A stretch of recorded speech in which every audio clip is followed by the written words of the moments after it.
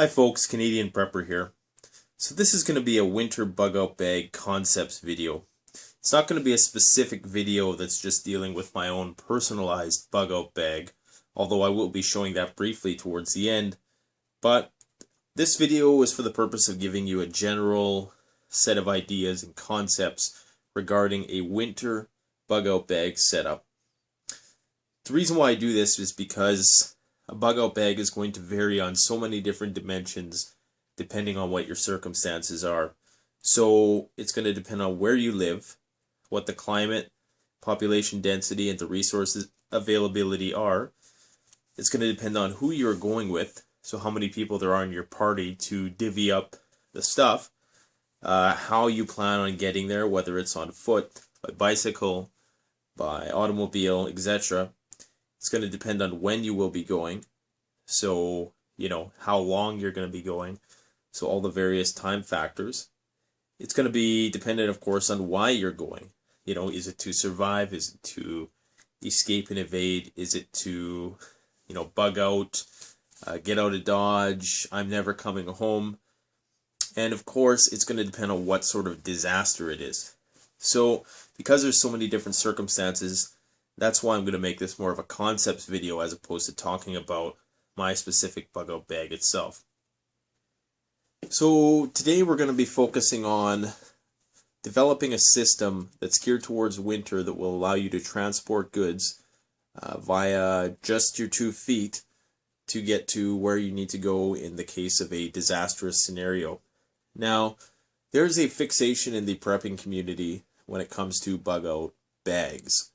So, it of course is called the bug out bag. It's assumed that, the only means of transporting goods from one place to another is on your back. Now, there is, other ways of doing it, especially in winter, and one of those ways involves the sled that you see here. There are other ways to transport things which don't require a backpack in winter or summer, spring, or fall. And those ways are as follows. So there's the traditional travois, which I will post a link to here. There's various dolly personal trailer systems like the mono walker, which is essentially a unicycle type personal trailer that is made for off-road purposes. They are a little expensive, but there are alternatives that you can make that are less expensive. There are bike trailers that you can use. There are systems which might look like wheelbarrows or personal hand carts that they used to use back in the day. There's even shopping carts. Might be a viable option in an urban environment, as you can see with homeless people. Of course, there's personal wagons and whatnot. And of course, there's this sled for winter, which is an excellent way of transporting goods in a way that conserves your energy. It's going to allow you to carry more stuff. There's going to be less wear on your backpack and your body. And you can essentially have a bit more mobility. So you wouldn't be bound by that pack. If something were to happen to you, you could, immediately remove yourself from the situation. Unless you have a mil-spec breakaway pack, which is different. So the cons, of course, are that, you may not be able to take it everywhere, because a sled is obviously, unlike a backpack, it's not as condensed perhaps, and it's not as close to your person. So, you may get separated from it a bit more easily. It may get stuck, it may be noisier. So from a tactical perspective, it may not be as effective. And it may need maintenance. However, from a tactical perspective, you will be able to carry more stuff, which enables you to have more firepower. So as you can see here, there are various packs for your consideration for winter bug out or just general bug out. You have the larger hiking internal frame pack.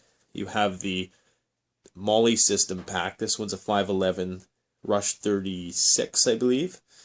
You have the Alice packs, which are probably the most rugged of all packs. That's an external frame backpack, so there's a lot of possibilities with respect to that. That one's probably going to last longer than all the rest of these. There's the roll system down here, which is a concept I'm going to be working on more in the future, And there's the tactical vest setup, the web gear, the hip pouch, the Versa packs that basically keep things, really close to your body and will only carry a limited amount of stuff, but it's very accessible. So there are different ways of designing your bug out system, which are sort of unconventional, so to speak. So we're going to talk about what kind of stuff you can put in your winter bug out bag, which is commonly overlooked, and hopefully it will give you guys some ideas and concepts with respect to designing a bag that's specific for winter. Alright folks, I just wanted to quickly talk about the specs on the sled that I got, but before I do that, I just want to stress the importance of snowshoes and winter traction gear. So snowshoes can make all the difference if you're walking through deep snow, especially pulling a sled like this. The energy that you would expend walking through deep snow far exceeds that you would expend having to carry with you some snowshoes. So you want to get snowshoes that are going to provide ample flotation, and the benefit of using a sled is that the snowshoes you choose can be set to your body weight. So when you go buy a pair of snowshoes, I always recommend that you know, some of them are weighted to 200 pounds. Well, if your weight is 200 pounds, you should try to give yourself an extra 20-30 pounds, because you don't know how much gear you're going to have on you, and that can make a significant difference in terms of how much you sink into the snow. So always get, I'd say at least 10 to 15% heavier than your current body weight, and more so if you're planning on actually backpacking with them. Otherwise, you're just going to be sinking too deep, and you're not going to be maximizing the potential of that accessory. Also, we have some traction gear for ice. So if you were walking on icy patch across a lake or something like that, then having that traction gear could be beneficial, especially if you're pulling a sled and you need that that grip. So could be very useful. In terms of types of snowshoes, I mean, you could always make snowshoes out there, but these ones here have crampons on the bottom, and that's just a fancy word for traction gear. So that's going to help you when you're not in the fluffy stuff, but when you're sort of crossing over into transition into ice and stuff like that, you're still going to have your traction with those crampons. Just some hiking poles are going to be beneficial also. However, if you're pulling a sled, depending on how you set it up, you could set the sled pulling up to wrap the rope around your waist, so you don't actually have to use your hands. That's probably what I would recommend. So you're just pulling it with your waist. And also snow shovel, just in case you came across a part where you got stuck or something like that. Now, the sled that I chose was the Pelican LFT 40. So I think that means 40 liters, 40 cubic liters of space. But it really, I mean, the sky's the limit in terms of how much you want to stuff in there. It's rated to about 90 pounds, and it fits my Osprey 85 liter backpack quite perfectly, as you can see. Now, you can get very, very large sleds, which can haul up to 250 pounds, and they're made of a much more thicker plastic material. This plastic is rated for very cold conditions, so it's not going to break on you. I mean, you're probably not going to be using it in very cold conditions anyways. That's when you're going to be hunkered down. But, I mean, it's decent buy. Apparently, the wider the sled is, the less prone it is to tipping over.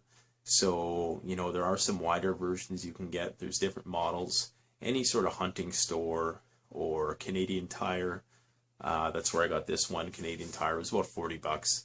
So 40 bucks for a sled, and really you don't even need the bag itself. You could use a tarp. You could have a cheap gym bag in there. The sky is the limit in terms of what you want to stuff in here, and 90 pounds is a lot.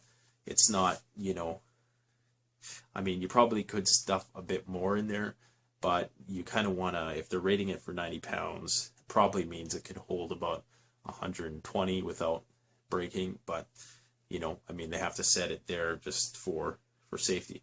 But, like I say, depending on the size of your party, and, if you have 2 people pulling this sled, or if you have even if you got some dogs or something and you wanted to rig up some sort of harness, some huskies or something like that, which is probably unlikely for most people. And even then, if you're going through deep snow, they might not be able to fare too well in that situation either. But, so there's different sleds that you can buy, and it's pretty lightweight.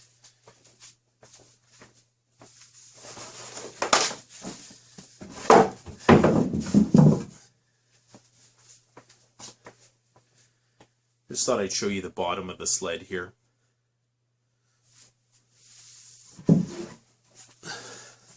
So as you can see, it's not the thickest plastic, but it's a pretty ruggedized plastic, and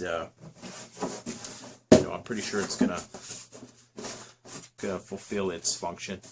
Few quick tips for anybody who's planning on using a sled for the purpose of hiking or bugging out. One thing you're going to want to consider is the width of the sled.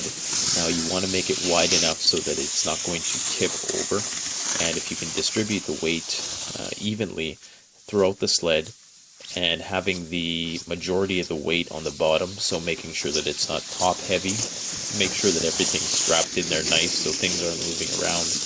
That's going to provide you with the best results. Also, you're going to want to possibly look into creating some sort of harness system.